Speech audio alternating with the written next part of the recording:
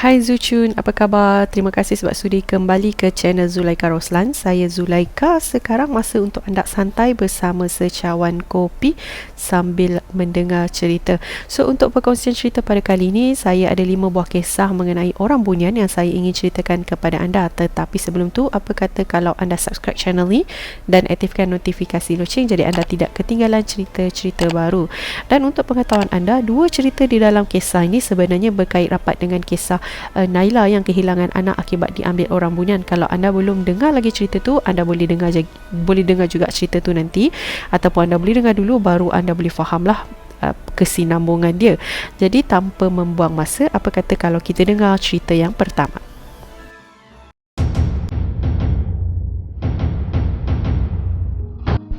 Kisah yang pertama sebenarnya berkaitan dengan kisah Imran, suami Naila. Sebenarnya Imran ni dia boleh melihat makhluk halus tau, dan kebenaran mengenai kebolehan Imran ni hanya diketahui oleh Naila setelah mereka pergi berubat bersama dengan pakar perubatan Islam. Dan masa ni Imran juga jujur dengan diorang yang sebenarnya rumah yang diorang diami ni turut sama didiami oleh orang bunian. Perkara ni memang mengejutkan Naila sebab Naila dia memang tak tahu sama sekali lah mengenai kebolehan Imran ataupun rumah yang diorang tinggal sekarang ni turut didiami oleh entiti lain kan. Tetapi Imran dia memilih untuk merahsiakan daripada isteri dia sebab dia tak nak isteri dia takut. Rumah yang diorang duduk sekarang ni rumah milik Imran, bukannya rumah sewa. Dia tak nak kalau isteri dia takut dan isteri dia minta untuk pindah lah, sebab dia kata berpindah daripada rumah tersebut bukanlah satu pilihan yang boleh dipilih oleh Imran. So pada asalnya rumah Imran ni dibina atas tanah milik keluarga. Tanah tersebut tidak digunakan, mungkin masa tu ada penghuni lain yang dah pun duduk di tanah tersebut kan. Masa Imran tahu ataupun dia nampak entiti tersebut dalam rumah dia, memang dia ada panggil ustaz untuk berubat dan halau benda tu. Cumanya sebabkan ustaz kata yang sebenarnya Imran yang naikkan rumah di atas kediaman mereka, jadi memang susah lah sebenarnya nak usir benda tu keluar daripada rumah Imran, nak usir orang bunian keluar daripada rumah dia kan. Jadi Imran pun dia terpaksa terimalah yang rumah dia turut didiami oleh makhluk-makhluk tersebut. Cumanya Imran kata walaupun dia boleh nampak benda tu, dan walaupun benda tu duduk sama dalam rumahnya, bukanlah bererti dia memang nampak benda tersebut 24 jam. Maksudnya bukanlah dia buka pintu je dia nampak orang bunian duduk atas sofa dia ke, orang bunian tengah berborak dan sebagainya. Bukan. Dia kata orang bunian ni pun, walaupun orang bunian ni ataupun makhluk-makhluk halus ni, walaupun dia ada kebolehan untuk nampak, dia hanya boleh nampak kalau benda tersebut yang benarkan dia untuk tengok lah. Jadi dia kata sepanjang dia tinggal kat rumah tu, lepas dia kahwin pun dia tak nampak lah yang orang bunian tu mengganggu wife dia, ataupun sepanjang diorang berhubungan suami isteri, dia tak nampak lah entiti orang bunian tu berada berdekatan dengan diorang dan sebagainya. Jadi dia pun tak menjangkakan yang hal macam ni boleh berlaku.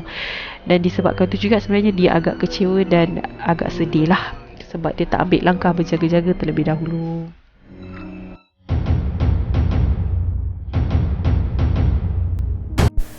Masih ingat dengan Cikgu Najwa? Kalau anda ingat, Cikgu Najwa ni adalah orang yang ceritakan kepada saya mengenai Naila kan, adik dia. Okey, kisah kali ni berlaku kepada Cikgu Najwa. Cikgu Najwa ni adalah orang yang terawal melawat Naila setelah berita kehilangan anak Naila sampai ke pengetahuan keluarga lah. And of course lah, sebab Cikgu Najwa dengan Naila ni memang orang ni rapat. Orang adik-beradik kan, orang memang rapat. So masa dia pergi dekat rumah Naila, dia dalam keadaan marah. Dia memarahi orang bunian sebab ambil anak Naila, dan pada masa yang sama dia menggunakan bahasa kesat. Jadi masa ni juga sebenarnya Cikgu Najwa dia belum tahu lagi tentang kewujudan orang bunian di rumah Naila tau. Jadi dia pun dengan selamba marah orang bunian dengan menggunakan bahasa kesat jugalah. And apa yang terjadi adalah pada malam tu sebelum dia tidur, perut dia secara tiba-tiba membuncit tau, kelihatan macam orang mengandung. And masa ni dia nak ajak suami dia pergi cari klinik ataupun hospital untuk buat scan kan, nak tengok apa yang ada dalam perut dia. Tapi disebabkan pada masa tu tak banyak klinik yang offer servis ultrasound, jadi dia terpaksa batalkan niat dia lah untuk tengok apa yang ada dalam perut dia. Dipendekkan cerita, malam tu dia tidur dan dia bermimpi ada satu susuk tubuh lelaki yang meminta dia untuk minta maaf atas kata-kata yang dilemparkan di rumah adik dia siang tadi. Dan disebabkan dia takut ataupun dia tak nak panjangkan cerita, takutlah dia terkena apa-apa lagi, dia pun pergi semula ke rumah adik dia keesokan paginya, dan dia mohon maaf lah dengan entiti yang ada di dalam rumah adik dia. Dan masa ni sebenarnya perut dia pun dah kembali kimpis. Selepas dia minta maaf, adik ipar dia iaitu Imran boleh cakap dekat dia yang Kak, kau tahu tak masa kau marah semalam, keliling kau penuh dengan orang bunian marah kau.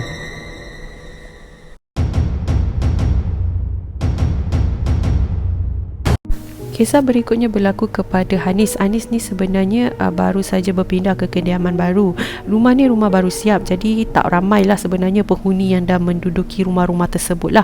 So kalau diikutkan cerita Hanis, kiri dan kanan dia memang tak ada penghuni lagi masa tu.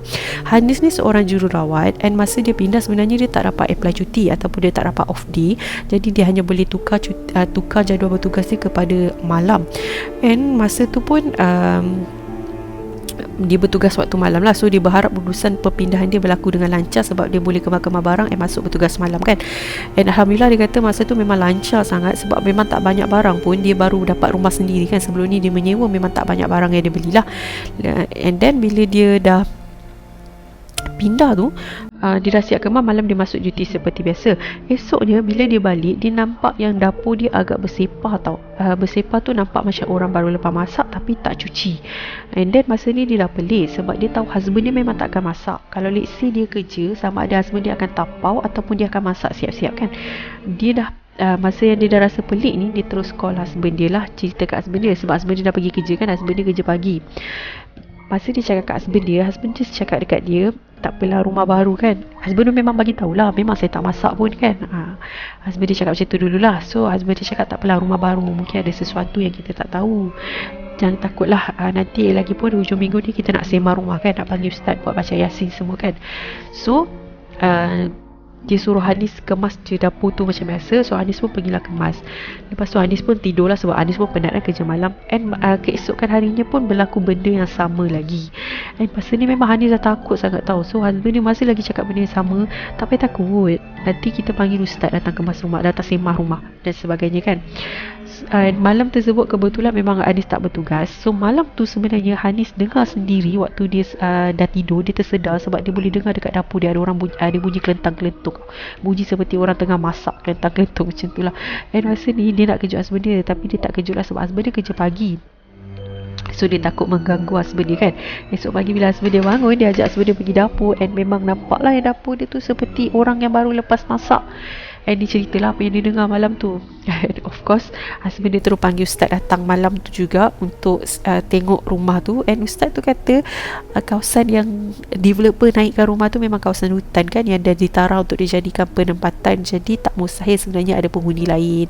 Dan ustaz tu kata kemungkinan yang tumpang masak tu adalah orang bunian.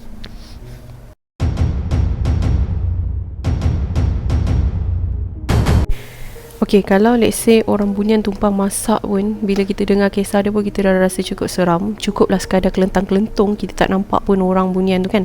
Tapi macam mana kalau kita boleh dengar orang bunian berborak di dalam rumah kita? So kisah ni sebenarnya berlaku kepada Zaid. Zaid ni dia duduk di rumah kampung. Rumah kampung kalau kebiasaannya sama ada dikelilingi oleh hutan ataupun diorang sendiri yang ada kebun-kebun kan. So macam itulah juga dengan Zaid. And bila diorang membesar, and diorang dah besar, bapak dia besarkan lagi rumah tu lah sebab nak bagi diorang bilik sendiri, so that diorang ada diorang punya privacy sendiri. And dipendekkan cerita, Zaid ni bilik dia adalah bilik yang paling hujung. So depan bilik dia tu boleh nampak lah yang ada kebun pisang dan sebagainya. So Zaid kata lepas dia masuk je bilik tu, dia boleh dengar tau orang berborak. Tiap-tiap malam dia dengar orang berborak. Mula-mula dia rasa macam mimpi, tapi bila dia tersedar one day tu, and dia tengok memang didengar orang berborak, and dia tak nampak siapa-siapa. And masa ni memang dia sangat-sangat takut. Dia terus panggil bapak dia, and dia cakap dekat bapak dia apa yang dia lalui lah. And of course lah, sebagai ayah, dia ambil bapak dia ambil tindakan lah. Bapak dia panggil ustaz untuk sembah rumah, and ustaz cakap dekat dia rumah dia tu sebenarnya tak ada pun makhluk halus, tetapi rumah bilik Zaid tu sebenarnya laluan untuk orang bunian keluar masuk. Jadi mungkin Zaid boleh dengar orang tu berborak sambil berjalan keluar masuk lah. Keluar masuk mana tak pasti. And then Zaid kata antara peristiwa yang menyeramkan bagi dia adalah tengah dia tidur, dia dengar orang berborak, and dia boleh nampak ujung katil dia ada kesan lekuk seperti orang duduk. Maksudnya dia orang duduk dekat ujung katil dia sambil berborak. Kalau lalu lalang dia boleh terima lagi, masalah duduk kat hujung katil dan berborak. And masa ni dia kata dia memang paling takut lah kalau diorang kerap buat macam ni kan. Itu dia perkongsian daripada Zaid.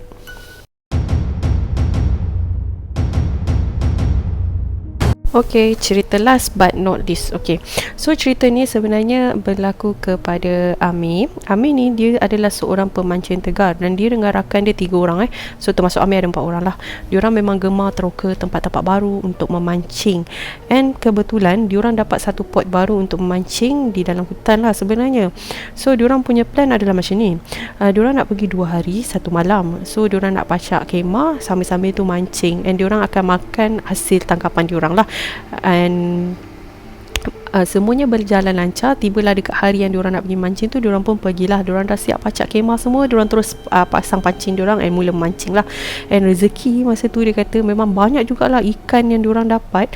And dia terus potong, siang bakar. Diorang makan lah, bakar untuk makan.